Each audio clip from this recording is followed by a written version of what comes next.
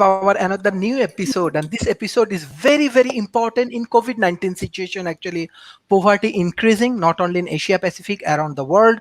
And we have our expert panelists and world famous speakers, Mr. Ben Banerjee, Professor David Smith, Professor Edward, Mr. James Ed, Professor Rob, Mr. Aaron, and our honorable speaker from UK, Madam Ali. And we will discuss on how we can solve these poverty related problems. And I'm sure all of them are very prominent speakers, and they are doing a lot of interesting things with impact investment, with technology, and with a lot of industrial activities. It will be very, very helpful for Asia Pacific, because Asia Pacific now they are facing lot of challenges, especially in COVID-19 related challenges. So hopefully we will come up with some great analysis and solution. So I want to start from Professor Edward. How do you want to analyze today's topic? Well, this is indeed a very important topic. Uh, Throughout human history, most people lived in abject poverty. Having any kind of wealth was kind of the exception, and only a very few people had it. And they didn't have anything like the wealth we have today. What happened 200 years ago, a little over 200 years ago, that suddenly changed everything, that created a middle class and that's spreading around the world? And really, it's one word: freedom, or liberty, if you prefer. With the Industrial Revolution, what happened was you had a system emerging where individuals were given the freedom to basically produce and to profit, to benefit from their own productive activities. Technology, of course, was part of that revolution, but it was really the liberty that allowed the middle class to be created.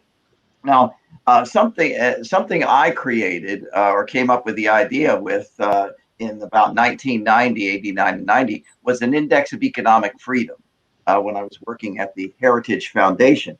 And my first attempt the idea was to measure economic liberty and then to see if there's a correlation between economic liberty and which countries prosper and which countries do not. My first study on this was why Asia grows and Africa doesn't. And what I did was I looked at what was back then in the late 80s, early 90s called the four Asian tigers. That is Singapore, Hong Kong, Taiwan, and South Korea. And I took a look at their economic growth rates, adjusting for purchasing power to make sure that we were not looking at exchange rate variations. And I compared their growth rate to the sub-Saharan African countries, minus South Africa. And what I found was that if the sub-Saharan African countries had grown at the same rate as the four Asian tigers, as we call them, instead of poor Africans from 1965 to 85 being stuck at about $500 per capita income, and instead of their GDPs going from about $100 billion to $200 billion, but of course population meant that it didn't translate into higher per capita income, what happened was the African countries would have gone from $100 billion to $648 billion, or $1,800 per capita income. Well, after I left the Heritage Foundation a year or two later, my colleagues took and finished the first index of economic freedom. I have a copy of it right here. This is their first one. There it is right there.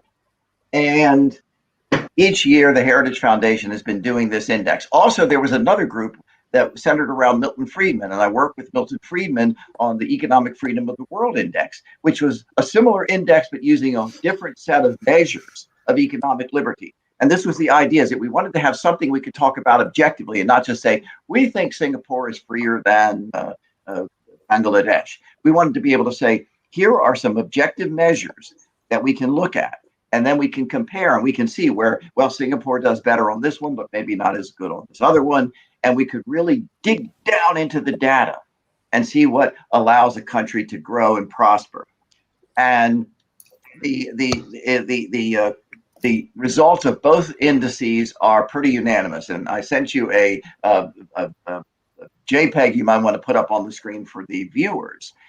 Basically, economic liberty and per capita income and virtually every other measure of well-being, economic equality, healthcare, and so forth, all of it is strongly, strongly correlated with economic liberty across a number of variables. And by the way, it's very interesting, and I'll just mention something about the variables. They include things like rule of law. This is extremely important. How much, how to what extent does a country protect its private property rights? Do they have an independent judiciary? Do they have some sort of government transparency and integrity, as well as a tax burden, economic government spending, fiscal health? What do they do with the monetary supply? Business freedom for entrepreneurs, labor freedom, monetary freedom, trade, investment freedom, financial resources. And again, you can dig into the to the data, but what's really exciting is you see this very strong correlation between economic liberty and per capita income and the elimination of poverty. And I want to mention one other thing. The nice thing about these indices is that we now have historical data going back to the 1990s. So it's not just 1 year, this is how it looked.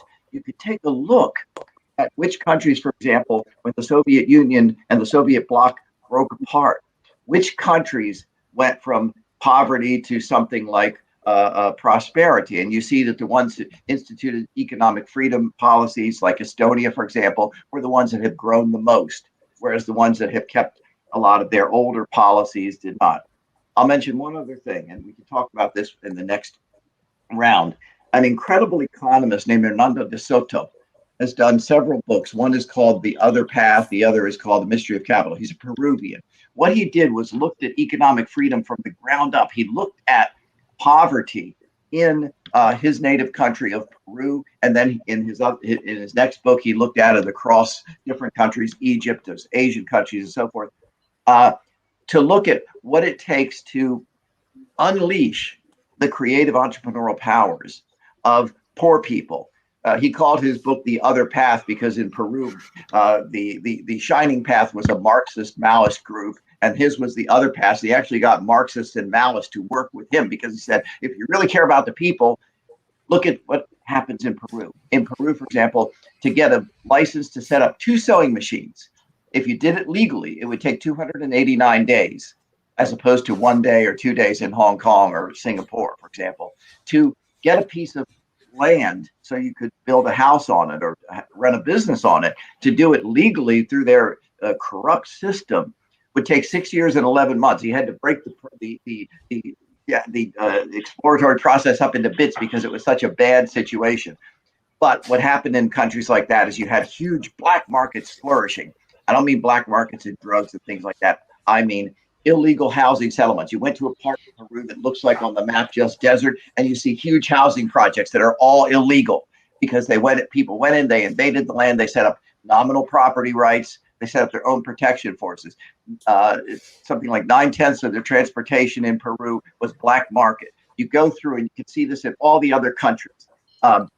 The path to prosperity, without question, is economic liberty. The only question is, what is the best way in any given country, Bangladesh or whatever, to get there? And that's really the big question, is how does a country get there? It looks like, by the way, I think the kind of university model where they work with businesses like Sharif is suggesting is, by the way, one of the ways to do that. And we can talk about that in another discussion, but that's a very good way to do it.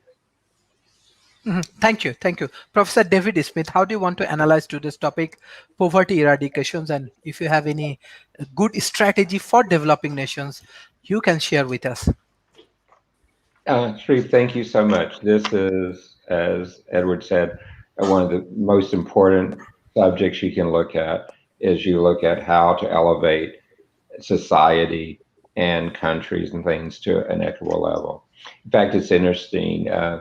The United Nations has a whole set of plans going back for 25 years, directly targeting sustainable development. And what is interesting is if I look at their plan for eliminate poverty, the actions include improving access to sustainable livelihoods. But really important is they also talk about entrepreneurial opportunities and how to have productive resources. which is a challenge facing many of them. There's one of their goals providing universal access to basic social services, developing a social protection system to support those who can't support themselves. But it also includes really looking at how to empower them in their poverty, their organization, empower the women, minorities, and others, and to really work in a collaborative venture to be able to solve this problem. In many of our discussions we've had with you, Sharif, we've talked about the ability to have public-private partnerships.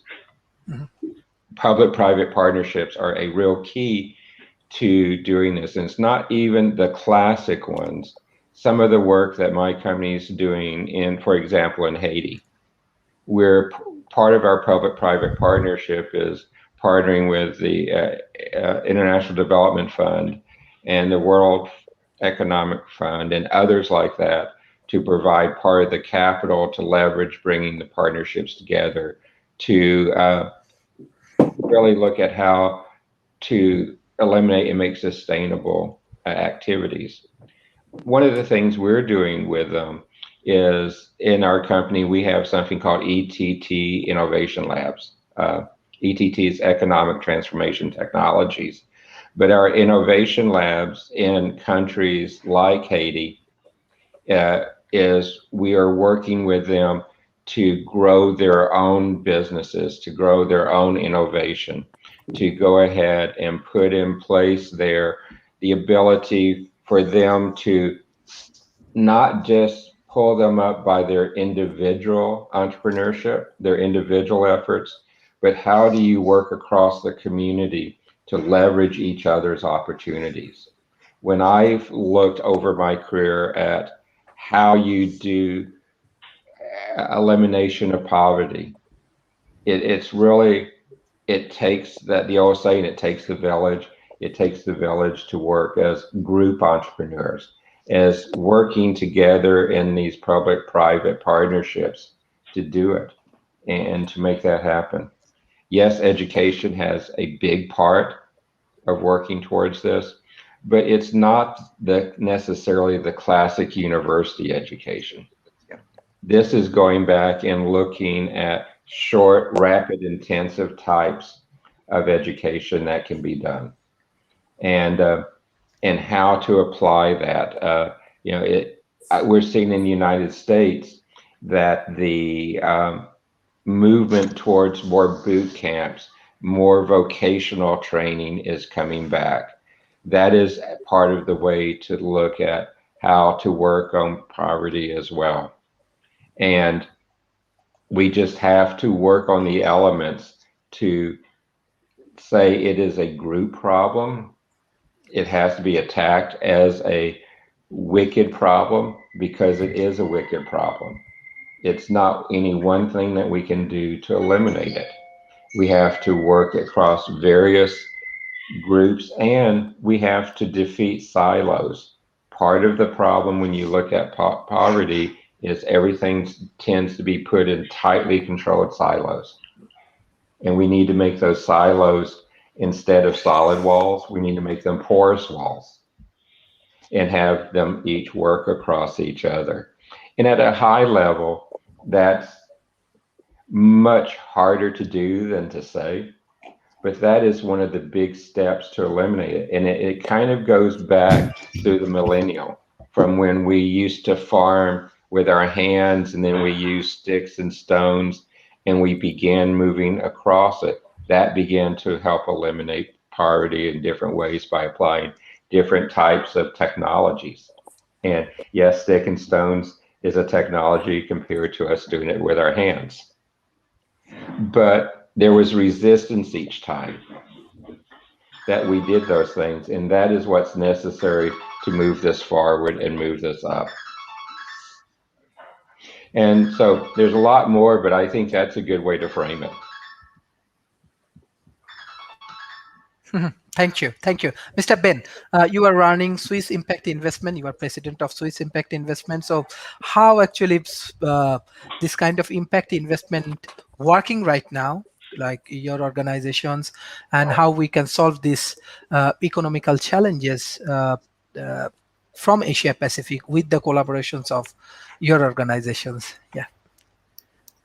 Thank you for inviting me, Sharif. I will look at it more from the investment point of view, but I fully agree to what Mhm, Edward and David mentioned. That is really the right way to mhm, move ahead. I was just making a couple of notes from the investor's point of view because, first of all, to start with, I think the whole idea of poverty is quite extremely unnecessary. It doesn't have to be there. It is sort of artificially created, and for investors that's really a golden opportunity because you have technologies where we can invest, which is working against poverty eradication. You also have, because one of the issues we see as an impact investor is the financial inclusion. More than two, or I'm not sure of the number, but more than 2.5 billion people are outside of our economic system. So if we can bring them into our economic system using technology like mhm, the blockchain or whatever, it is not only working for poverty eradication, but it's also working for the investors, and it's also for the so-called the rich part of the world. So it is a, both sides, it's a win-win situation.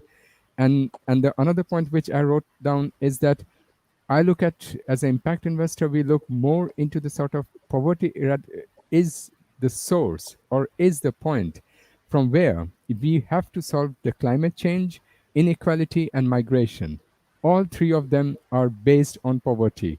If we can solve poverty, then we also can quite strongly make us step forward with the climate change and with migration and with inequality, because this is really one of the headaches we have because of the poverty. So, so that's what I have to say for the moment.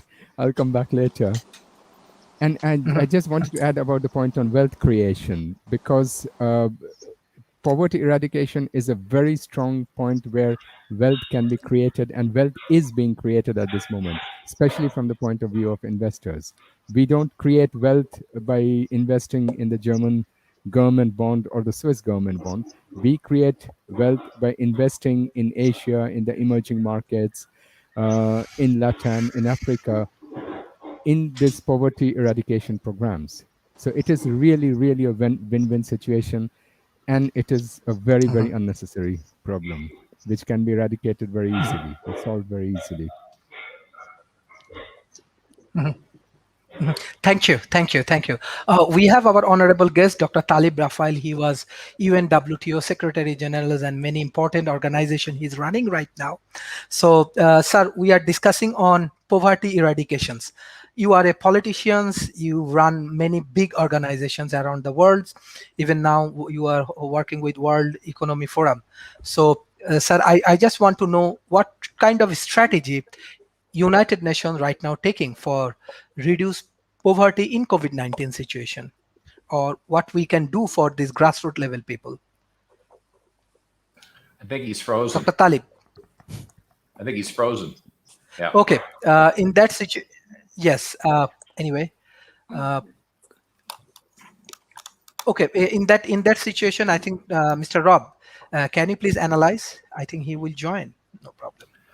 Sure. Well, when dealing with poverty, the first step is to assure adequate food and clean water, because if people aren't fed and they don't have access to clean water, that's their core need, and you can't expect them to work or dig themselves out of poverty if they're starving or dying of thirst.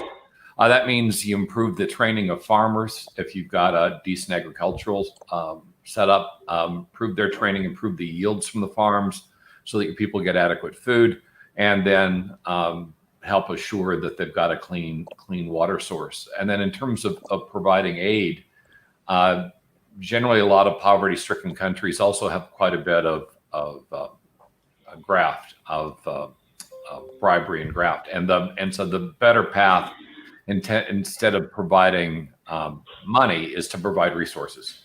Rather than send money for teachers, send teachers. Rather than send money for wells, send people that can build wells. but go directly to the source of the problem and correct it. One of the interesting areas that come up with regard to fixing an area of poverty is assured gender equality. About half of your labor force is women, and if women can't participate in the economy, you're losing a significant amount of your ability to generate revenue. And for the individual families, if both spouses are able to work, then they're more able to provide for the children and provide for their individual families. So keeping women from working is counterproductive to solving the poverty problem. That the healthcare, of course, then becomes incredibly important. If you've got them with good food and good water, they also have to remain healthy. And that does mean you've got to make sure that there is some form of healthcare available to your citizens that is affordable or provided by the state in order to make sure that they're viable, they can work and perform, and they're not concerned about the family members that are sick or unable to generate surplus revenue because so much of their money is going to keep people alive. Education, of course, has to be a priority. The areas that have high poverty also have significant problems with regard to keeping their population educated. And so putting a certain amount of resource, a significant amount of resource into education and raising the population up so they have basic core skills in the areas that they need them. As I mentioned before, some of those areas might be animal husbandry, agriculture, clean water, but the areas that you have to correct, you need to train people in how to correct them.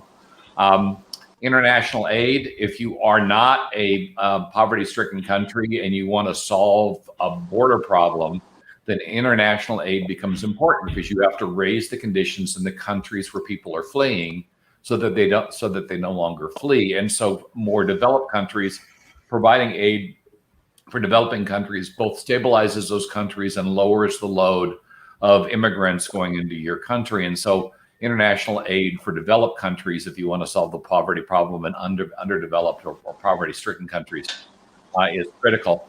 And a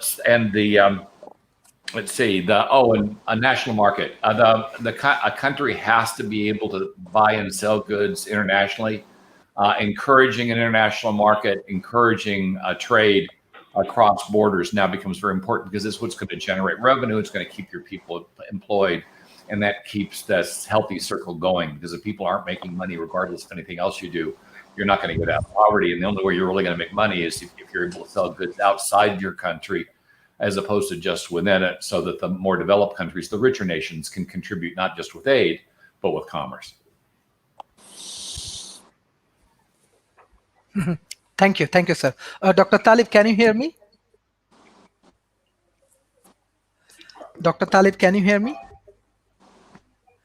Okay, in that situation, Professor Donalds, can you share that how we can reduce poverty in this COVID-19 situation? Yeah, well, Professor really, Donald. Yes. We can hear you. Uh-oh. Looks like he just exited. He tried to fix a non-existent He tried to fix a non-problem and create a new problem. Yeah. Okay. Okay, thank you. Mr. Jemsi. Yes. Okay, Mr. Jemsi. Yes. So far what I've heard has been nothing short of brilliant. These are all potential solutions, and I agree that poverty does not have to exist. And we do need to establish a system in place, but what's our goal? We have to start there, I think. What's our goal? And I would say we want to live in a just society. And what does a just society look like? I would start with that everyone gets to survive and they get a chance to live with dignity. And that's the bottom level. And if you want to thrive, you have the opportunity to thrive. So it's survive and thrive. But no one has to live with the indignities forced on them through poverty. And if that is our goal, how do we achieve it? Well, I think a free market capitalist society is not the way to go about that. So we have to evolve past this. and think about structuring it another way.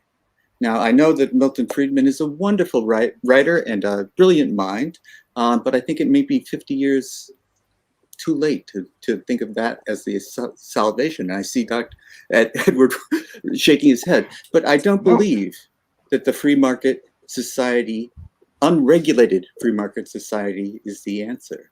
And I think that if we take Milton Friedman's logic, we won't find flaws with it. But if we think of his assumptions, we might. Like the court system won't bail us out the way he expected it, won't correct the wrongs the way he expected it. Or we would never have seen Citizens United, a disastrous Supreme Court decision, probably the worst since Dred Scott. So what we have to do is think about what is this decision. What is the, corporations don't have free speech. Corporations are a legal construct. They are not people. So this is the thing that I want to talk about. What is the goal? The goal is survival with dignity and the ability to thrive. If you have the talent and exceptional abilities to thrive, you should be able to. And how do we structure that society? It's very interesting to me, the various ways that we can do that. And the thing is like in the United States, we had the New Deal to give us social security to the lowest among us. So I think a just society can be judged by how does it treat the poorest, the neediest. And I think if we look at that in our society, we cannot call ourselves a just society. We must do better. And I think by doing that, by allowing everyone to survive with dignity and the people who can thrive to thrive, then these other problems, as has been mentioned before, immigration, the poverty levels, the climate change, all of these things are more easily addressed. The thrivers will handle a lot of it. But we have an obligation, if we're going to live in a just society, to take care of the poorest and the neediest. Thank you. Thank you. Thank you. Dr. Talib, can you hear me? Dr. Talib, can you hear me? Still looks frozen. Very difficult. No. Okay. We are discussing. Yes. Can you hear? Yes. Sharif, maybe you can use chat to tell him just to speak. Okay. Still looks frozen Madam. to me. He's got a bandwidth problem. Yes, I think. Madam Ali, can you analyze today's topic? And I request. Yeah. Okay. My first question actually is what wealth is. Because essentially since COVID, can you hear me? I think since COVID, the first and foremost thing about wealth is how healthy we are. So essentially, and so I take a much more holistic view of the world. Can you hear me? Yes. Okay. So one, and I just did a little bit of research, and since COVID, there's something like 700,000 people that have been thrown into hardship and poverty in the UK. So essentially, all of us look after our own first, because we're obviously affected by where we live. But essentially, I think that what we need to do is look at our local situation and our community and the ecosystem that we're part of, and look kind of outward and on a global. And we need to kind of build bridges so we figure out what works and what doesn't. So instead of building walls, we need to learn from each other, and kind of. And I still think there needs to be a redistribution of power and wealth as well. So essentially, that's one of the biggest things. Is there's something like 5 corporations that kind of, and 1% that own huge amounts of wealth, and then everyone else has the rest of it. So essentially, I think there's enough food and water, and there's enough for everybody. But in the West particularly, the model makes everybody really greedy, so there's an insatiable desire to get more. And then so essentially we need to change the model and kind of look inward as well, but also look for expansion as well. So we can't contract and worry about just ourselves. We need to look outward as well. So essentially there's ways through, but the current models don't, they're not working and they're not sustainable. So we need to look at alternatives. So kind of I actually agree with James that there needs to be other ways of doing things. One of my best friends lives in Moscow, and she's a professor of English at the university there. And essentially, I've known her and worked with her since we were in our early 20s. And their doctors and their teachers aren't seen as they're not highly regarded as a profession. And she doesn't earn huge amounts of money. So it's essentially, there's got to be a change of structure so that there doesn't have to be extremes, but there's some kind of middle ground. That, and everybody needs to assess their own culture, because you can't go in and impose what works in your country on everyone else unless you understand the culture in the country you're going to. And I do think, that one of the things that's happened, and I had a Native American wedding, so it's quite interesting, is that the Western world has been really good at imposing their own rules and regulations onto other countries that it doesn't necessarily fit. So I think the thing is that we need to look at kind of addressing the wrongs that the white man's done, as well as everything else. It's kind of, we haven't conducted ourselves very well in the past. As an English woman, I'm not very proud of what we've done in the past, but we've conquered empires, and we're this tiny country, but we need to, there needs to be a way forward that gives equality and opportunity to everyone, regardless of where they're born, because that's kind of an accident of birth as well. So for me, it's looking at a local and global bridge between the two, so that because everybody's got challenges that we still need to address in country and abroad. Yeah, so that's my viewpoint. Thank you. Dr. Talib, can you hear me? Dr. Talib? I think he has internet problem. Dr. Talib, can you hear me? Him. Yes. Dr. Talib, can you hear me?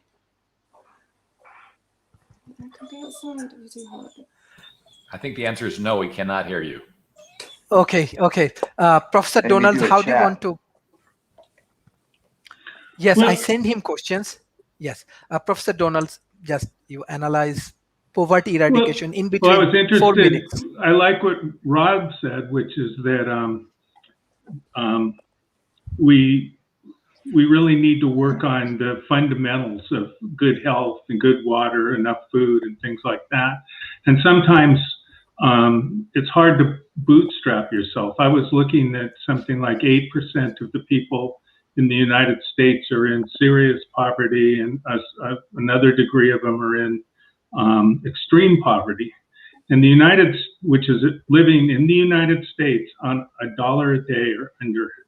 And one of the things that's kept them from starving and helped them is what we call food stamps, which are absolutely despised by some members of our society. And that, I think that a lot of poverty in a developed world like the United States is structural, because part of the United States developed as an authoritarian state, basically, and they wanted to keep their authoritarian hierarchy so badly that they tried to leave the United States, and we had a civil war about that. And after the Civil War, they continued to do the same, which is why the United States is 27th in social mobility. It's really very, very low. And so, which means that people in the United States that are in poverty have a very hard time getting out of poverty because of the way that we structured the country. I read Mystery of Capital, and at the time I was into the those kinds of theories. And so, I think there's some wisdom to it. That my takeaway from it was that without private property rights, you couldn't really expand. And so the examples I remember of it are places where people had kind of de facto property rights because they lived there, but they couldn't use that as collateral for something to form a business. So at the minimum, people that consider, I think that one kind of libertarian basically says that the government's only purpose is defense and enforcing property rights. So everything else that governments do is bad, and they'll do it wrong. But if you look at Finland, they've developed systems of incubators and worked on that balance between having to be an entrepreneur. You have to have challenges so that you can find your market. So if the government supports you too much, then the government becomes your customer, and it's hard to create a good product that'll work out in the world. But I'll talk about like poverty eradication and microloans in Bangladesh after the others get a chance to talk again. Well, that's okay. I can keep going till he's unfrozen. No. I think it's Aaron's turn. Aaron, Aaron, did you go next and then I go? I think. Aaron, go ahead. Aaron, we hear you. Well, I'm not sure I could say anything that, these other panelists can't say 10 times better. Rob, first off, I love your shirt.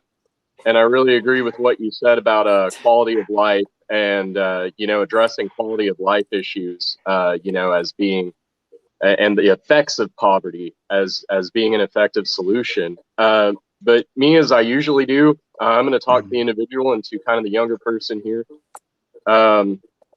We are kind of in the middle of a new industrial revolution. If you can get access to a computer, you can generate some form of income.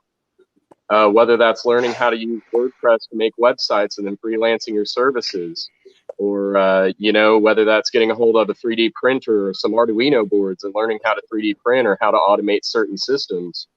And all these things can be had for incredibly cheap and secondhand. You can find one, like a used laptop for, $80 here in the United States, or far less even in some cases. So having access to any form of technology would allow you to do some form of freelance work. Having a cell phone, I don't know about in other countries, but here in the United States, we have DoorDash, we have Uber. And these are, especially DoorDash, is incredible for helping people who, you don't even have to have a car in some cities to deliver food and to get paid to do it. And I think services like that are already making a lot of really good progress on it.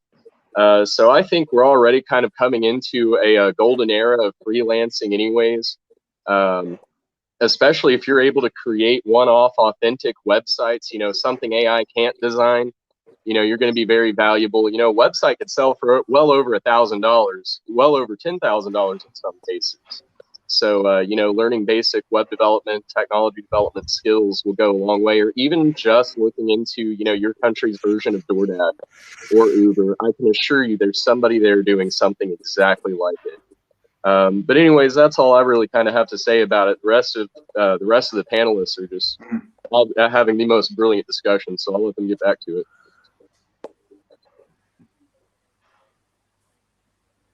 Aaron, can you hear me? Oh. Yes. Yeah, Aaron just shared, and I think Edward is next, Sharif. Oh, he's back. Okay. Okay. Thank you. Yes. Professor Edward, I want to go to the main discussions, because what kind of strategy we can take. And another things always I have in mind, let's say example, yes, we are more discuss on technology, technological development, and many more things. Besides that, every developing countries has their own economical advantage. Let's say Malaysia has their own different kind of natural gas. Example, country like India, they have their own things. China has their own manufacturing hub. How they can effectively, they can utilize their own economical strategy and they can implement it, and how we can interact with this kind of technology, and this will help us to grow our economy or solve these economical challenges right now. Well, it's interesting you mentioned technology and resources, because if you look throughout the world, you find that a lot of the countries that are resource rich are also doing very poorly. Two countries that were not resource rich, Hong Kong, which of course was treated as a country, but the Chinese communists gobbled them up, and Singapore were not resource rich. Israel was not resource rich. It didn't have oil. What it did is it had opportunities for entrepreneurs to create wealth. And I keep coming back to, I think the question in some ways, the way it's been addressed is not formed the right way. It's wrong to talk about poverty as a problem that governments should be solving.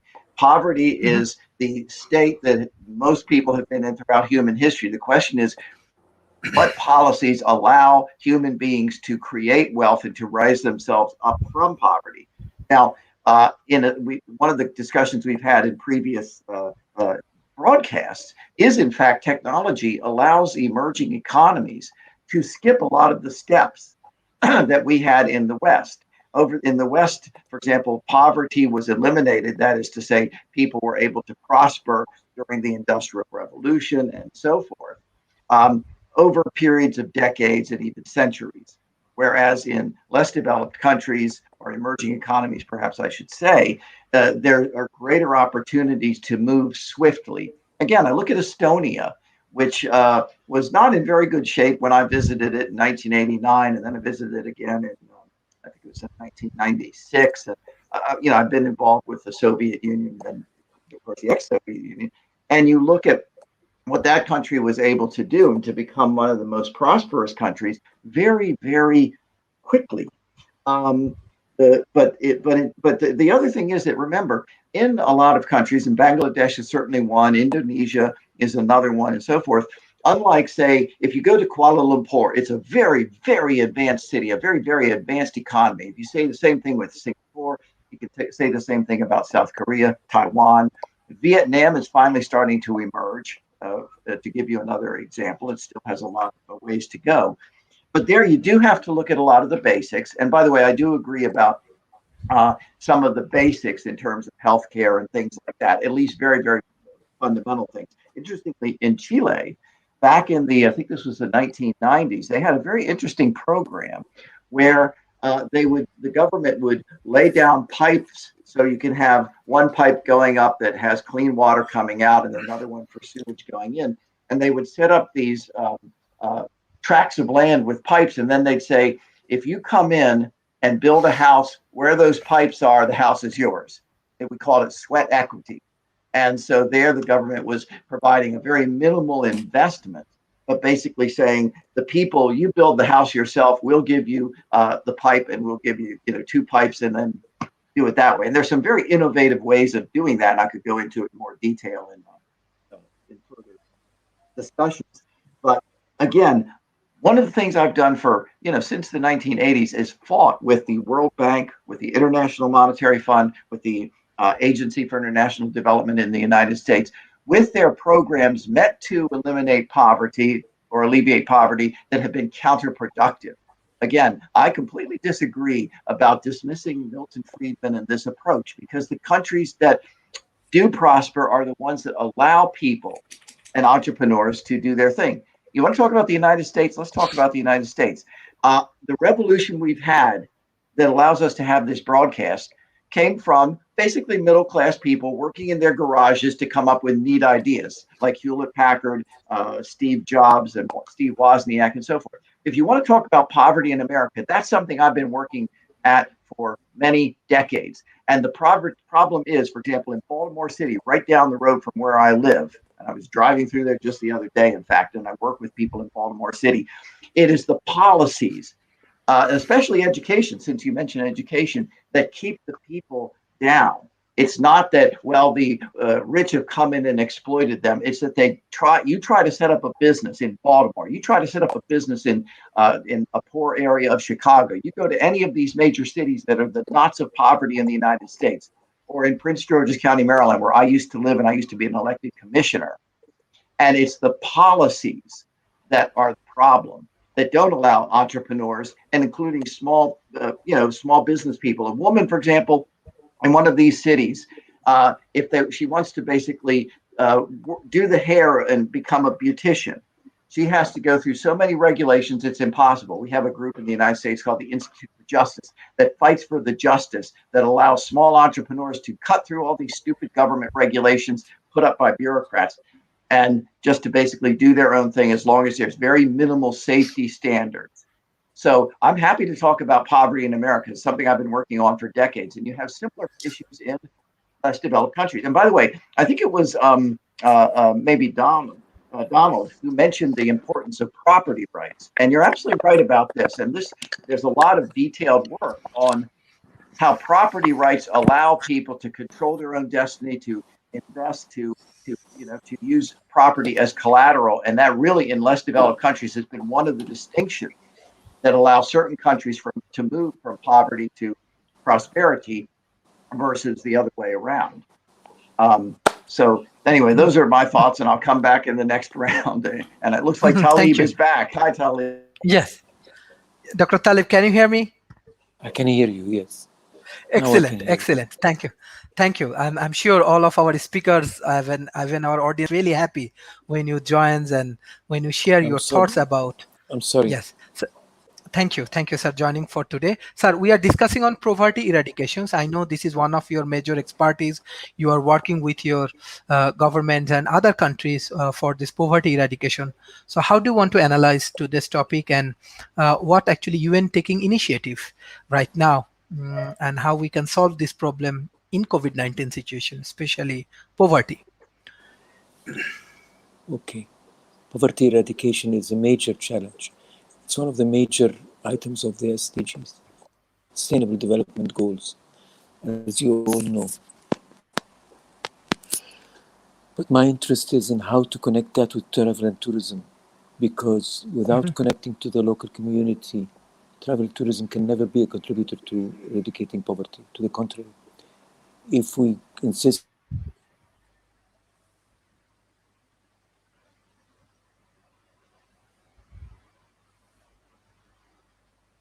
Dr. Talib, can you hear me? I think good internet access should be the first thing on everybody's list. Do we all agree on that one? Yes, exactly. Because we are missing few of our speakers. I think Dr. Talib also joined.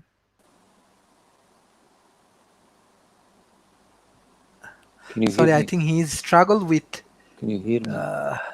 Yes. Okay. I said the model of all-inclusive, for example, is one of the worst models you can ever have. Because all what tourists do is they come, they sit in a certain place, they never leave that place, and they leave the country without contributing anything to the local community. That is something that we can't allow anymore. You should now, corporate social responsibility should go beyond the concept of paying money to the community. You should share your business with the community. You should buy your products from the community. You should encourage your people to go out to the community, interact with them, and create jobs where they live. Because it's not enough to have the people working in that resort from the local community. The workers in that resort would go every morning, serve the rich people of the world, and go back every day to their homes to find out the difference in their standards of living. That creates a bitter feeling amongst people. So what we need to do is encourage more visitors to visit the local community, lower the walls between the visiting community and the local community. That's the way to go about it. Thank you. Thank you. Professor David Smith, how do you want to analyze? Because I think now we are discussing on his strategy. So. Sorry, it was slow getting to the unmute button. I love the comments so far, but I would like to put some exception marks around a few of the points. In many parts of the world, when countries, organizations look at how to eliminate poverty, we tend to try to use the approach that we as the organization decision makers use. One of them is, well, for example, if I want to bring internet to the region, how much is enough internet speed? When I moved into a new house, I wanted gigabit Ethernet there. I don't need that in most of the world to be effective with using the internet. And the reality is poverty is an individual issue as opposed to dealing with large blocks of society. And it has to be treated more of understanding their care-abouts. There was a thing I had read on poverty elimination in India. And I sent the link of an article to you on that one. And it really came back and said, it has to be customized to the groups. It has to be able to meet their unique needs. I'll give you an example in the United States. My company, we're doing some work on some of the sovereign nation areas of the Indian tribes. And there's parts of that where the technologies being used is from, back about the time when Rob and I graduated from high school. In fact, I noticed Rob and I graduated the same year. Excellent. That technology, though, is very adequate for moving people out of poverty. But if I'm on an advanced farm, if I'm doing advanced manufacturing today, it would not be. And so we need to understand the levels of what is required to bring people out of poverty. And it might not be the same to bring people out of poverty in Boston as it is in rural areas. Some of the work we've done in Haiti is we're out in the rural areas. It's kind of interesting. There is some cell phone coverage back out there, but it's analog, it's not digital. So they really don't have internet off of their cell phone service, and very few have it. They sell cell phone access by the minute there, not monthly plans even, and data isn't there. In countries like Haiti, of all their cities, they only have internet in 41 of their 100 plus cities. You begin to look at that as a way to attract poverty. In the rural areas there, the families tend to function as each other. The majority of the farms there are husband, wife, and kids. No one else brought in. And the wife is the marketeer.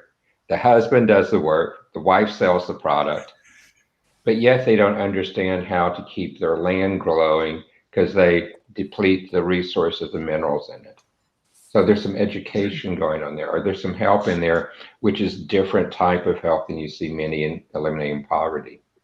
You know, some examples might be in a country like that to bring in something like a biomass generator that can generate energy, it can create some jobs, but the residual from it is fertilizer that could be used on that land to help the land be grown too.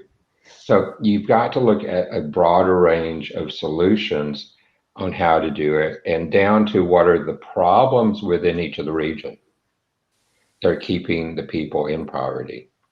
And we also need to understand there is a percentage of people who really do not want to be brought out of poverty. It's the same thing like if you look at the homeless problem. There's a percentage of homeless people who do not want to be brought out of homelessness because of different conditions. A lot of them can be mental reasons as well. Mental illness is one of the areas that helps keep people in poverty as well. And so again, it's this holistic view of how to eliminate it. And I've heard some interesting studies over the year that you see organizations like the government, the United Nations, the big economic foundations and things try to go in and solve poverty with one size fits all.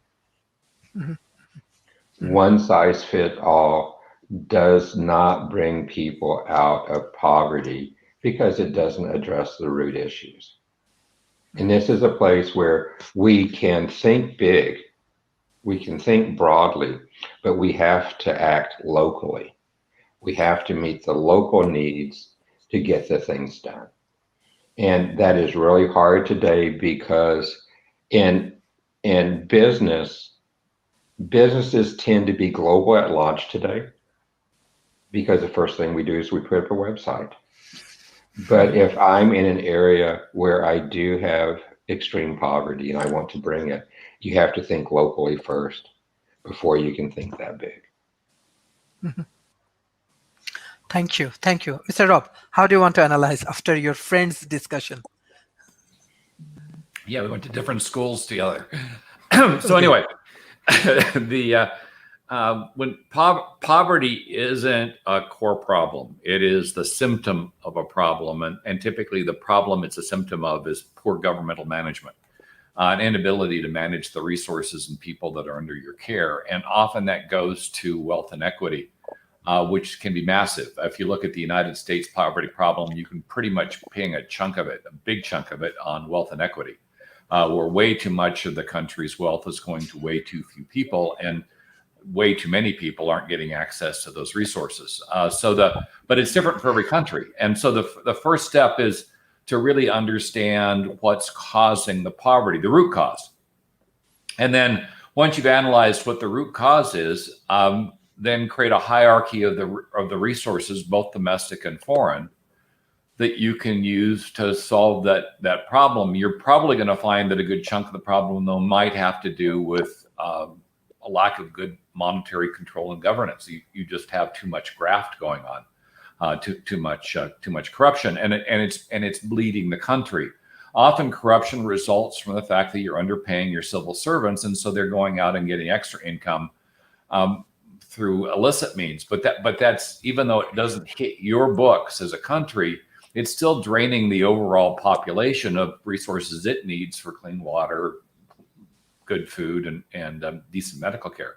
So the first step really is to analyze what is causing the economic problem in your country, and second, then look at the resources that are available from both domestic and foreign to address that problem.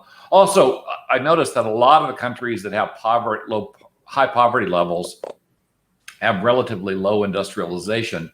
And it kind of implies that these countries, and they've got different issues, different resources, different core problems. And it suggests that maybe a lot of the countries that are having this problem should align themselves together to better compete with the larger, more economically established countries and form consortiums that together can address their collective problems. But as I say, first off, you got to fix the governmental and control problems, the command and control problems and graft problems in your own country. Because if you can't fix those, it's unlikely you're going to be able to do anything meaningful with regard to poverty. And same thing with wealth inequity. If you fundamentally can't step up and address wealth inequity, you're not going to fix the problem. You generate more money, it's just going to go to the wealthy. And so they're the ones with the power. So finding a way to break that ugly circle where the top 1% of your country gets, 95% of the wealth is core to the issue. And it's not something you can dodge. If you're not willing to do that, then maybe go find another problem that you're willing to do something about. But just going around yelling about the problem isn't going to get it fixed. You have to analyze the problem, the core problem, and you have to be willing to do what it takes to fix it. Mm-hmm. Thank you. Professor Donalds, what's your analysis in between 4 minutes? Because we have to running out of time. Yes, can you unmute, please?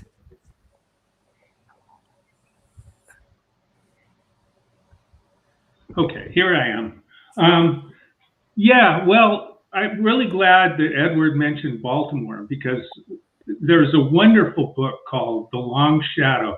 And I accidentally made a wrong turn when I was in Washington. I was meeting my brother-in-law in Baltimore down at the water, which is a really nice, beautiful place.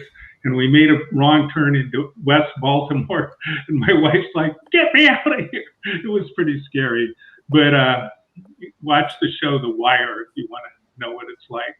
But this particular book did the most amazing study where they took 800 kids in Baltimore from as close together regions as they could, though it's fairly segregated, and matched them to the degree that they possibly could for parents' education, money, the wealth, all the kinds of things to try and make the two groups as similar as possible. And they followed them for 40 years.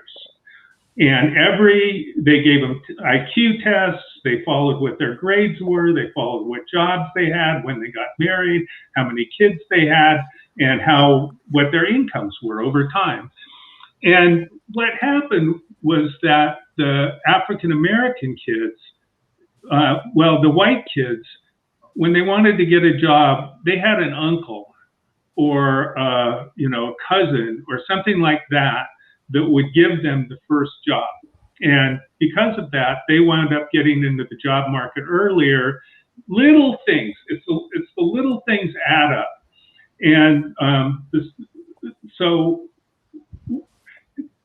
there is a disadvantage. It isn't everything just about yourself. There's a luck component to it. And that luck component is you have the uncle that'll hire you for your first job. You have the teacher that's just a little bit better.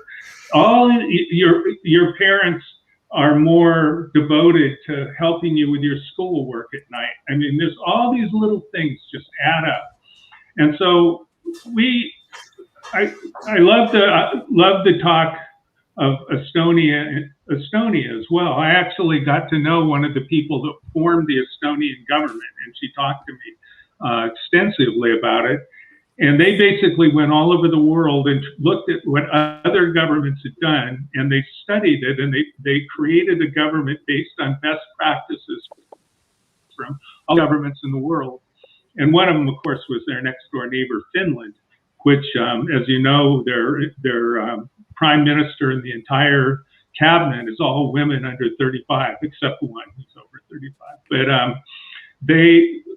after their civil war, they tried to develop an egalitarian society, and Estonia did a similar thing. And that means that and they're also an example of a country that has no wealth. And I'm just going to say this briefly. There's a thing in economics they call the curse of wealth. And what happens is you get a country that has some wealth resource like oil or gold or metals or whatever. And what winds up happening is the wealthy people start controlling that resource. And then once they control the resource, they have the power to maintain their grip on these resources. And so these countries that are wealthy in resources sometimes become the most autocratic.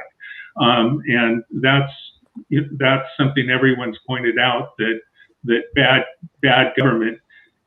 I'm looking at it from the individual level. I've been a big proponent of the idea of having people somehow get into the world of the people that are different than them. In other words, if you're born in poverty in West Baltimore, somehow getting to meet people like Edward or something like that, where they start seeing that there's a whole different world and view of life. And I'm closing with saying that what makes Finland so successful is their relationships.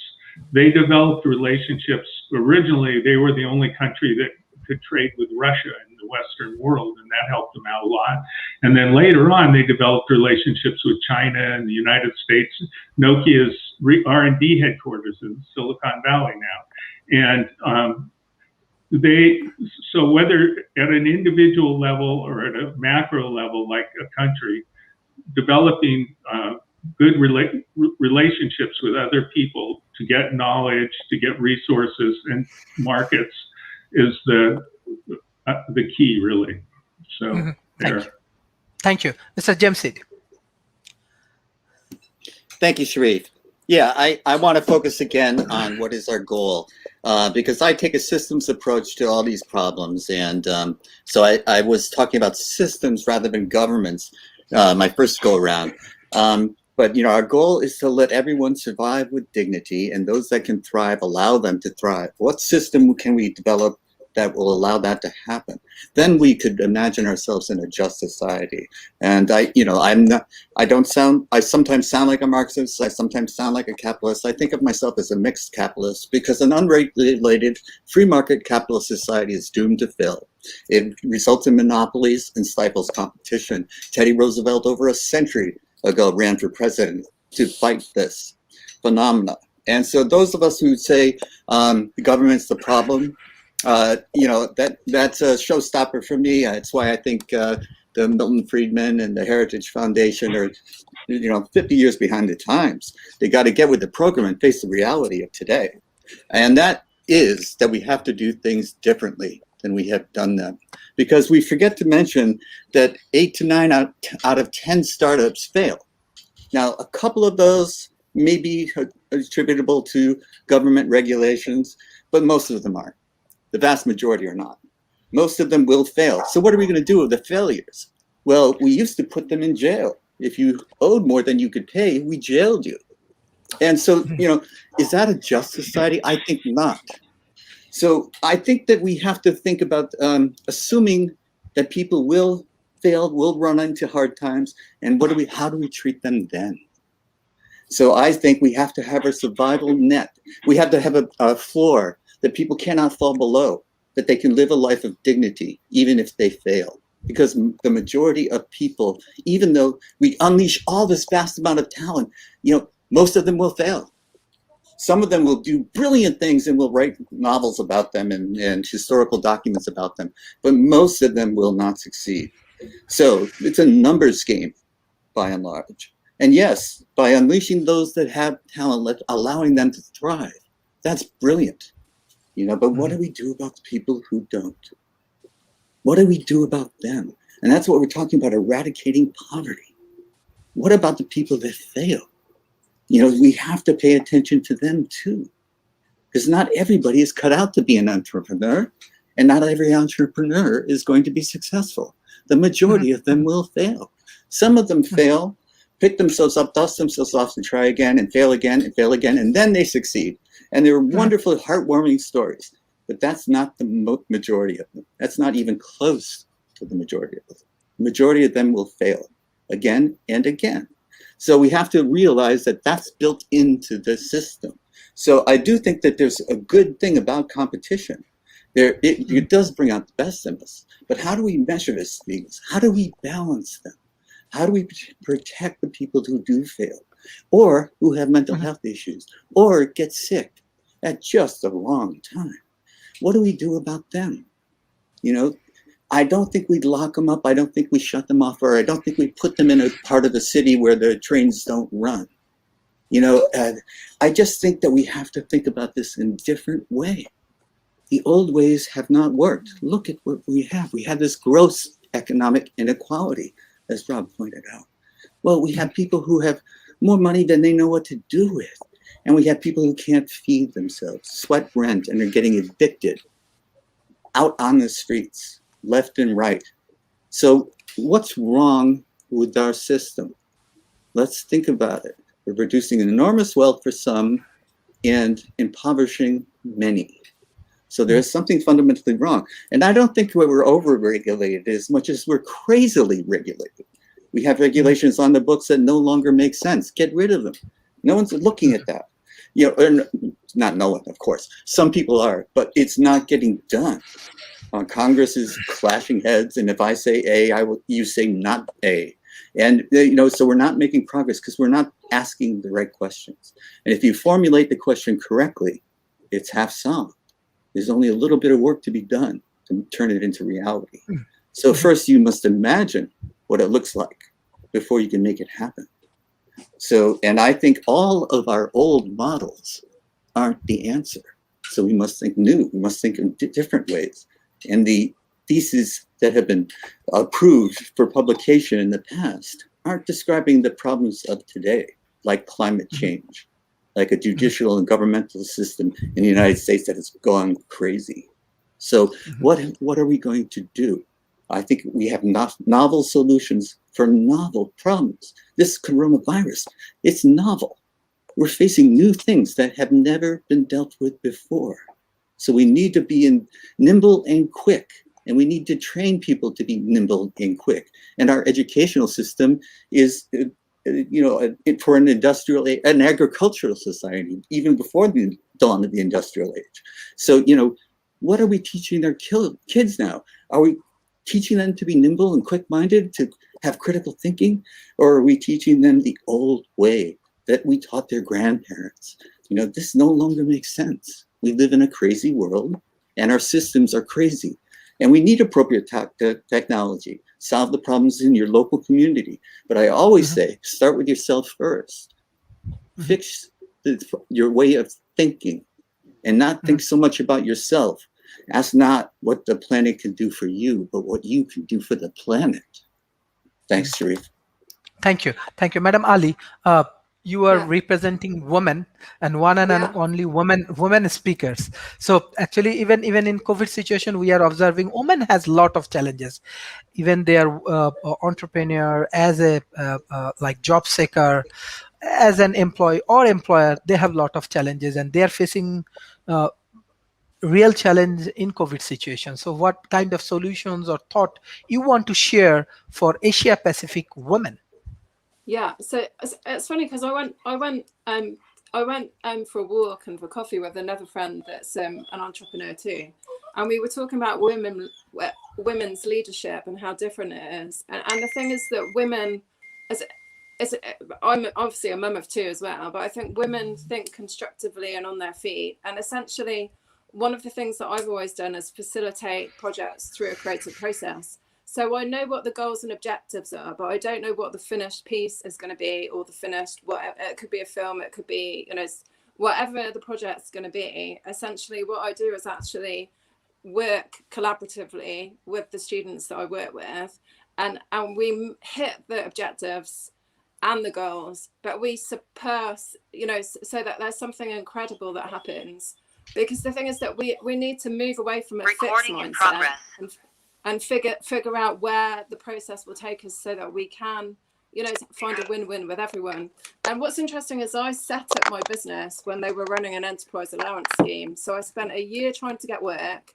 And in England, if you don't have experience doing specifically what they want you to do, they want you to find experience somewhere. And I just graduated. So essentially I set up my own business, and that's been going for over 30 years. And I was supported by the Prince's Trust, Prince Charles's, and the Enterprise Allowance Scheme essentially gave you funds that was equivalent to so like signing on, but essentially you could earn anything on top. But that gave me the foundation to move forward.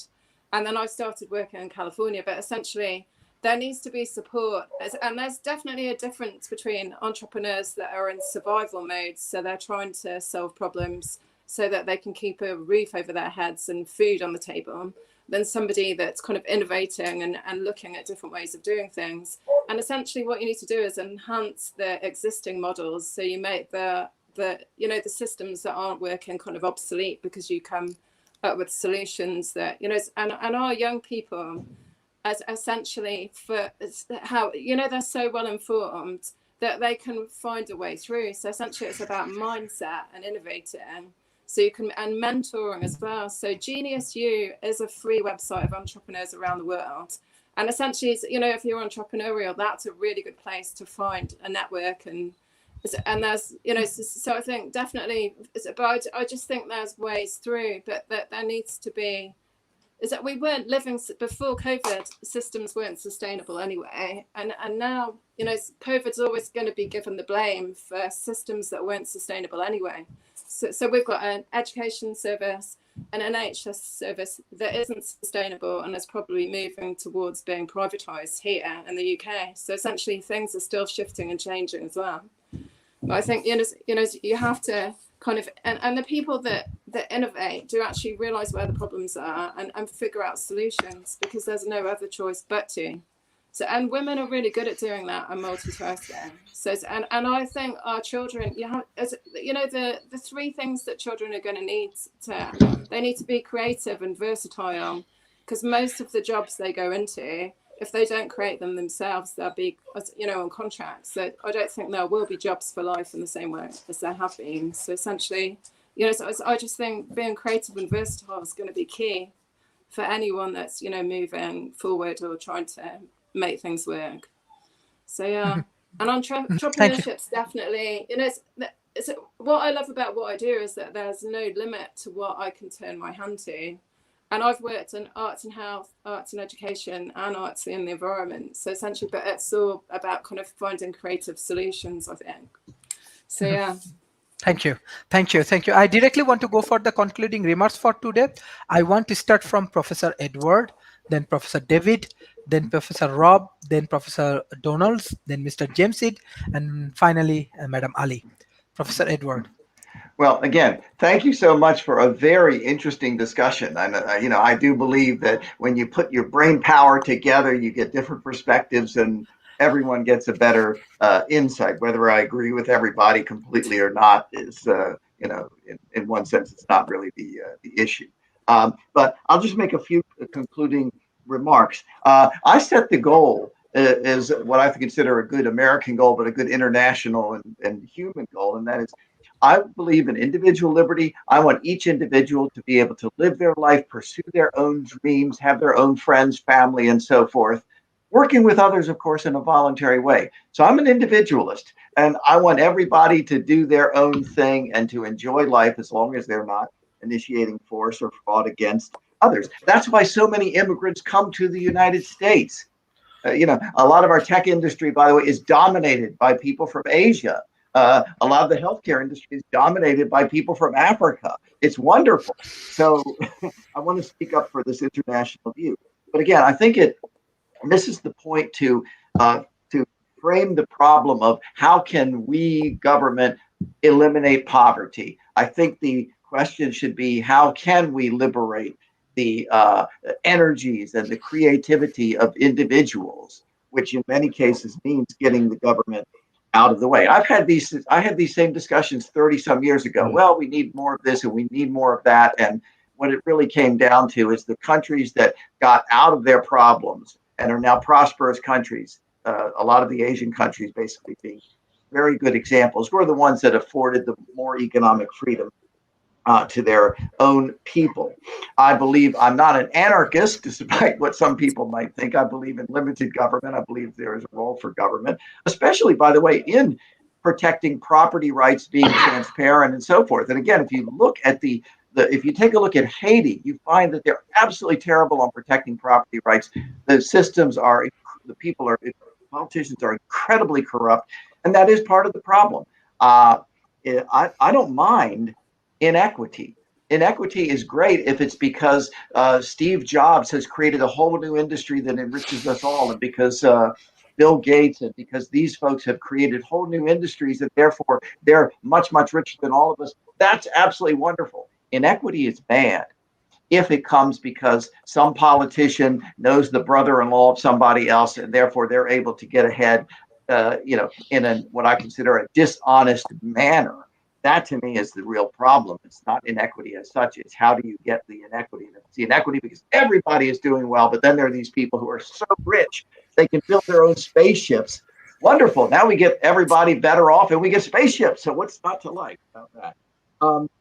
By the way, in terms of the social safety net, even that's an interesting problem for a different discussion.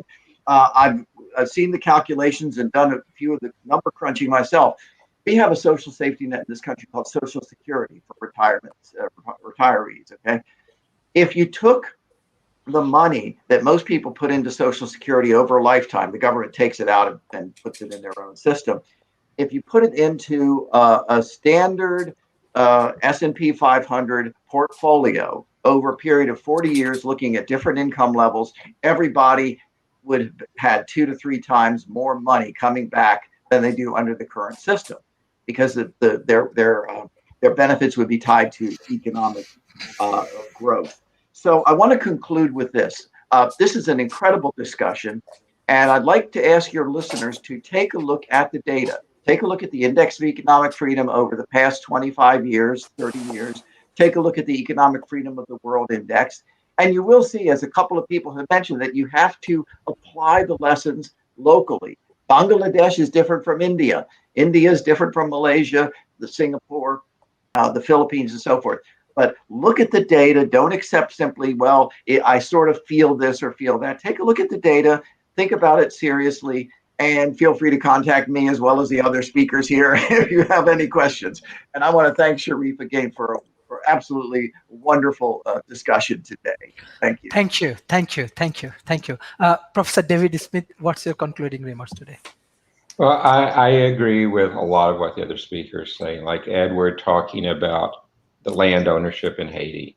What's interesting in Haiti is there's plots of land that 10 different people say they all own the same plot of land because their systems aren't there.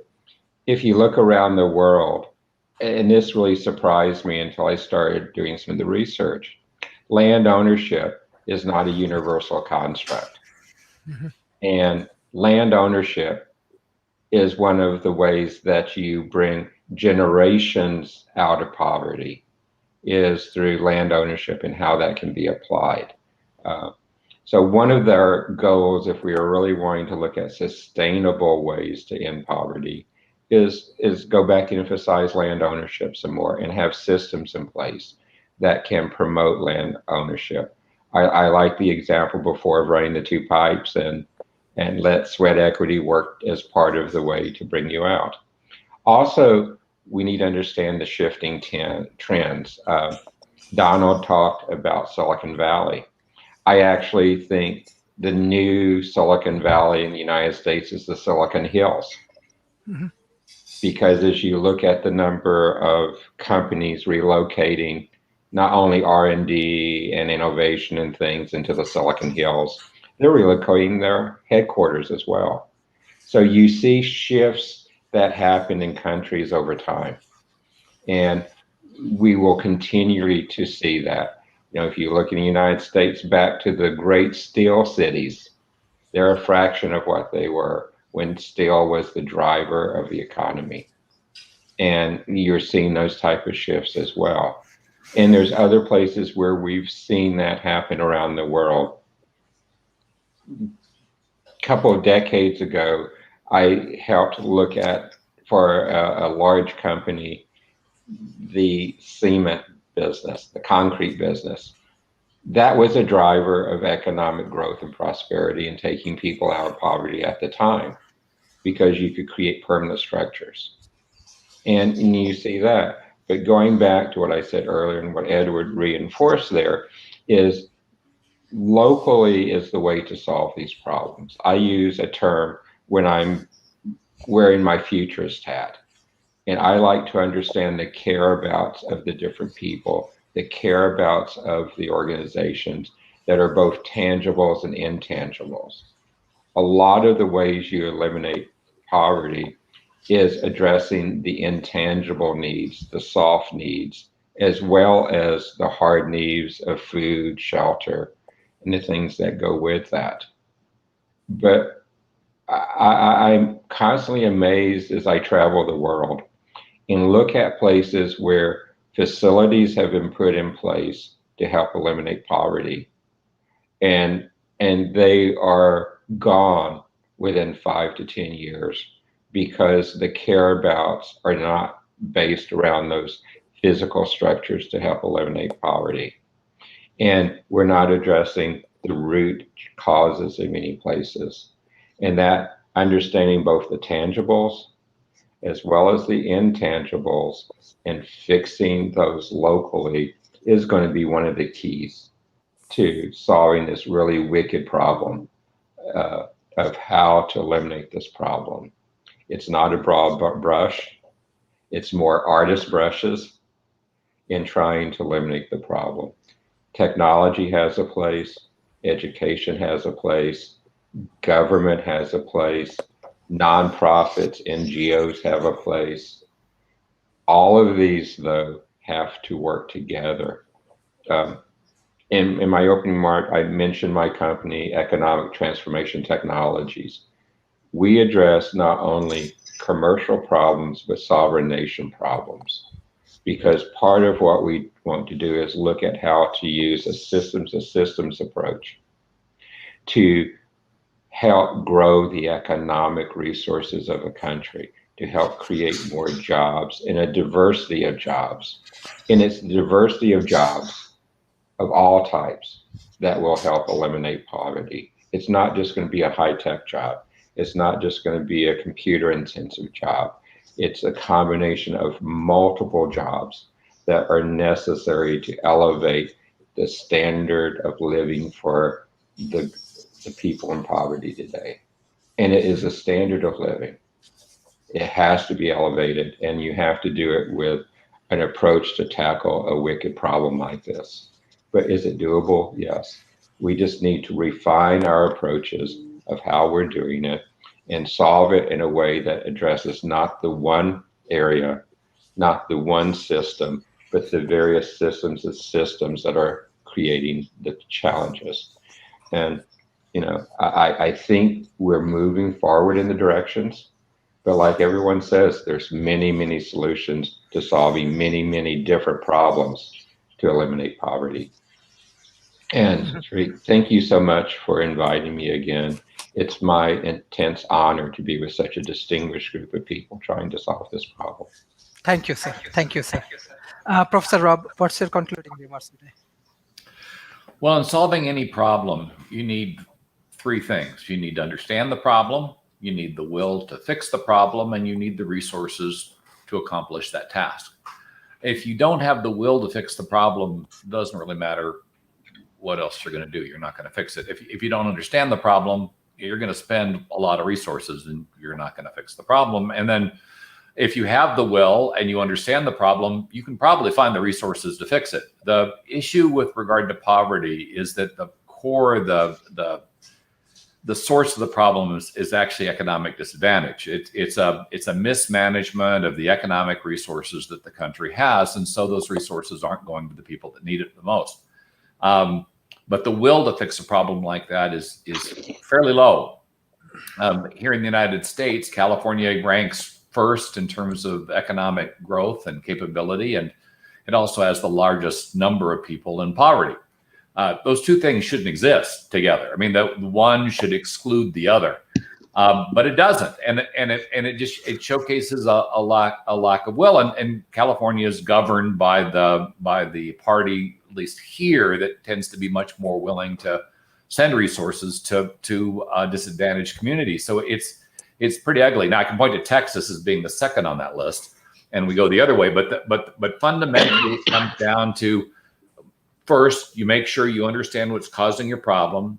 Second, you make sure you've got the willingness to make the changes necessary to fix it. And then third, you have to acquire the resources. And if you have the first two, you can get to the third. If you don't have the first two, then maybe you work on something else. Thank you. Professor Donald, what's your concluding remarks today? Unmute, please. Okay.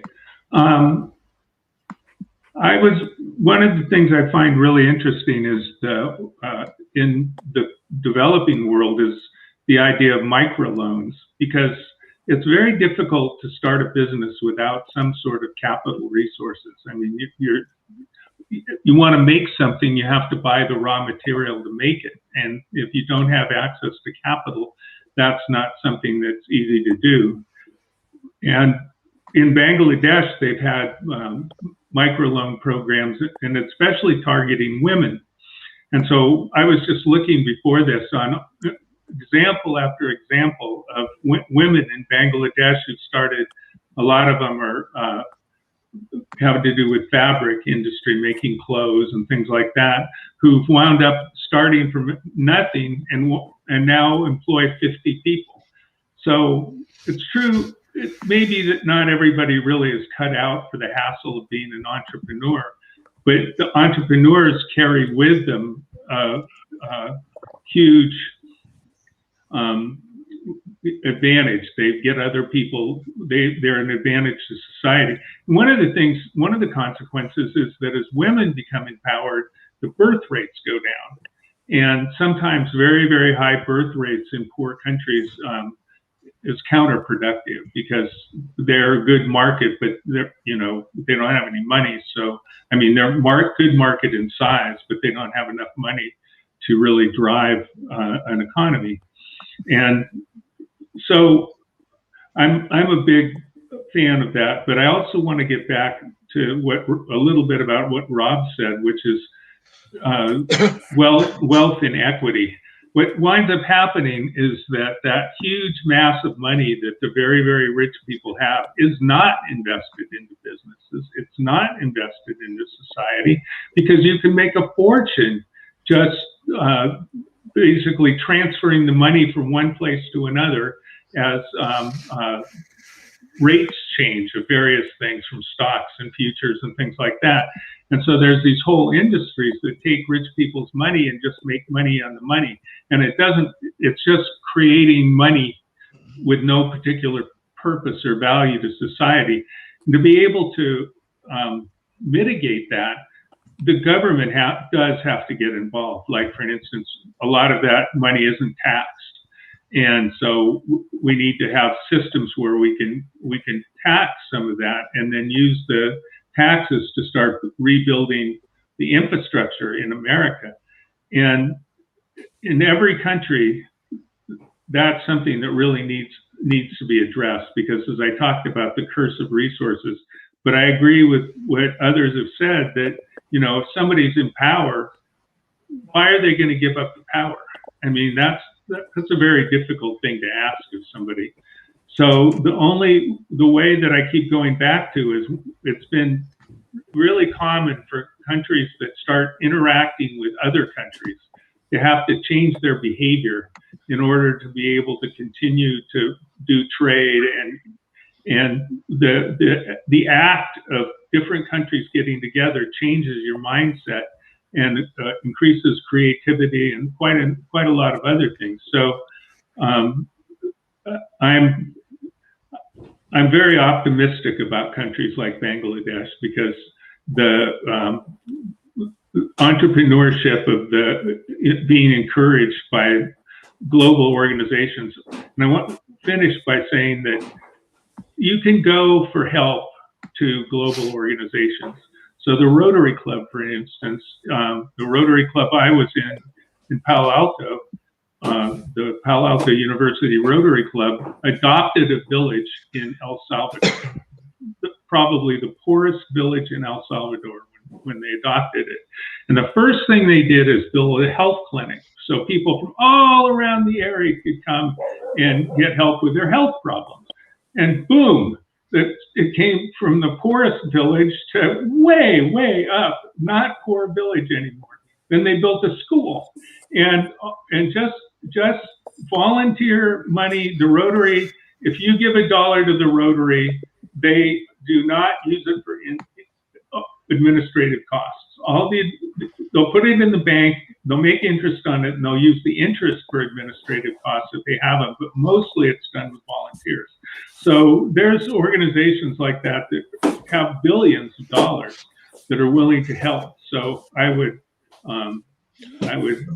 really try and get involved with those guys if you possibly can. And that's what I'm going to say. Thank you. Thank you.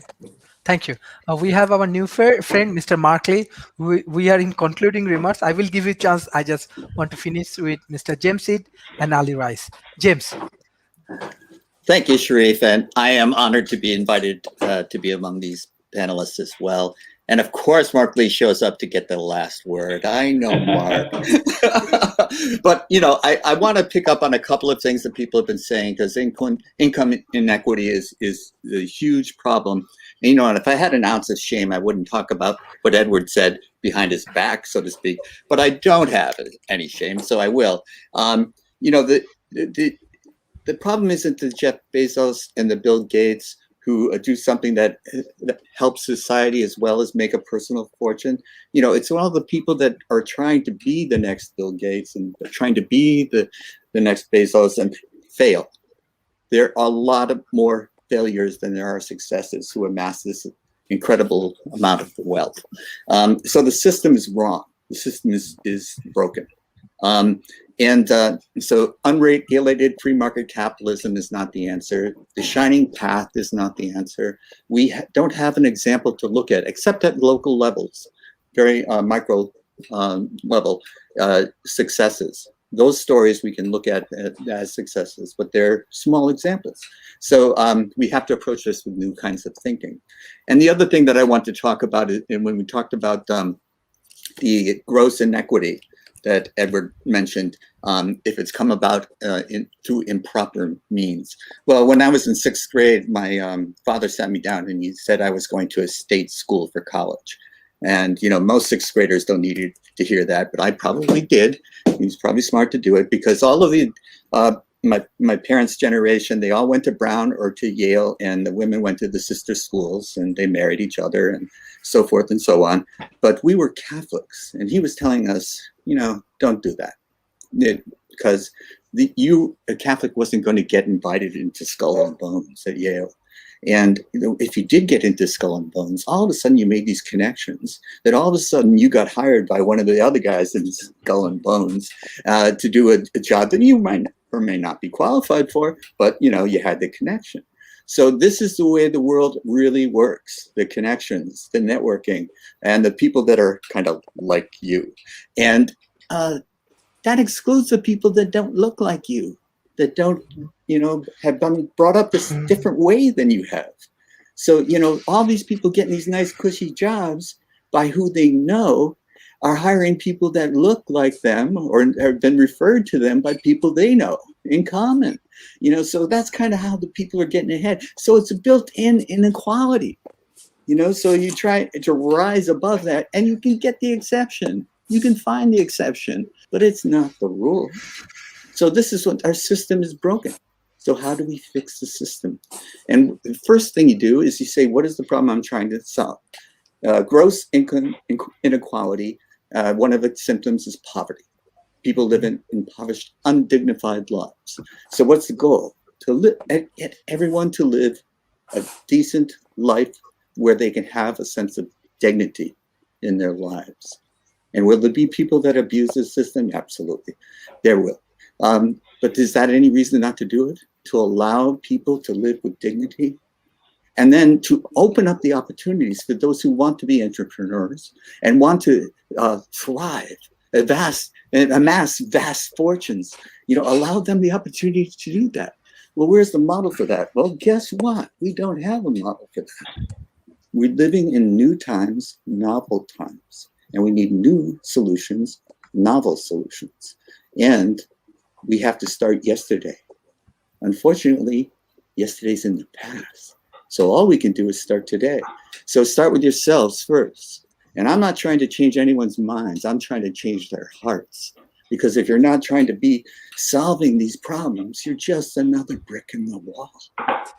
And there are too many walls in the world. Tear them down. So thanks again, Sharif. You've just been fantastic assembling the panels. Thank you, Mr. James. Madam Ali. Okay, I love what James said, and I'd like to reiterate that there's too many walls, and we need to build bridges, and we need to be bridges too. So we need to actually, essentially, me and my husband have always been in service in whatever capacity we've been, and I think the thing is that what's interesting about me is I utilize my gifts and my talent to be so. And it's taken me all around the world and back again. And my children also have leadership skills and are also pursuing their gifts and talents. So maybe the gifts and talents are the things that we need to look at first.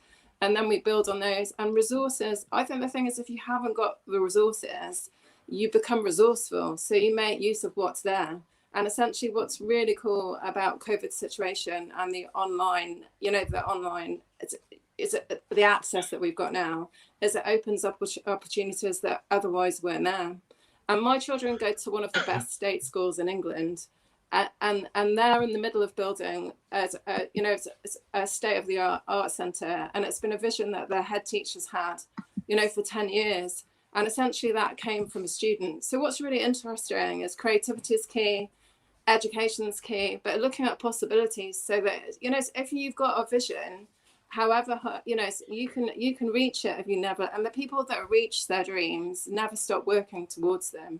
So, and I spent 10 years working on the West Coast. So, it's kind of, I love the West Coast of America, and there's a massive difference in culture between us and you guys on the West Coast. But there's something really dynamic that stayed with me, and it's all about the heart and what you do with what you do. So essentially, and my role really, because I'm a mum, I want a good future for my children and for their generation across the world, and that matters. What we do with the environment, what we do with the education, the opportunities. Access to opportunity is really important. So not everyone will go there, but that access to opportunity needs to be there for everyone. Thank you, Mr. Markley. I'm glad you're all having this conversation about equality and economics and all of that, because actually this past week, and Jim may know this because he's probably been following my LinkedIn feed and everything, I was part of a Black Business Expo that was going on, and this conversation was very much a part of that, because a lot of folks were feeling that even in the middle of a pandemic, we are seeing a massive wealth gap that is going on even here in America in terms of our economy and things of that nature. And that's part of what some of these great entrepreneurs and great speakers were reflecting on and trying to find ways to deal with and to change. So I've had the pleasure of meeting a couple of folks that are doing some amazing things, including Bruce George, who's got this great movement that he's got called Genius is Common, where he's trying to encourage folks to understand that we all have a genius in us, and we don't necessarily need to be just thinking that it's the genius of those that are super smart and things of that nature. And then definitely Lotus Riche, who has got her own network and everything and is doing some things in the community to try to address these issues, and a number of other folks. I even saw somebody give a speech about some of the business lessons that they learned from a very unusual source. They were actually given business lessons that they learned from Green Eggs and Ham, which is the Dr. Seuss book and all of that, but they were some very powerful lessons, and they definitely made some very poignant points. But all of that is to say that in 2021, we still have a significant gap here in America in terms of our wealth and all of that. As a matter of fact, it is close to a wealth gap that is comparable to 1968. I did not say 2008. I did not say 1998. I said 1968. And we're in the year 2021. So definitely a lot of folks are seeing that there is a racial wealth gap that is out there as well. So definitely one of the things that they're saying is that those in the African American community, and I would argue the Latinx community as well, need to spend a lot more of their efforts to keep the dollar circulating, even within their own economy and everything along those lines. As a matter of fact, there have been economic studies that say the average lifespan of the dollar is approximately 28 days in the Asian community, meaning that it circulates in that community for almost a month. 19 days in the Jewish community, 17 days in most white or European communities, and it lasts exactly 6 hours in the African American community, because it flows right from our hands that we get from our employees and things of that nature right into mainstream society and things along those lines. So that's why there has been a big push over several decades to have more people buy within our community and to support our communities. And that is something that I am a big fan of and definitely think that we need to have more of. So definitely that's one of the things that we're seeing, because as a matter of fact, a lot of people don't know this, but the national buying power of African Americans in about 2 years ago was $1.4 trillion. And that's almost the kind of cost of some of the major countries around the world and everything.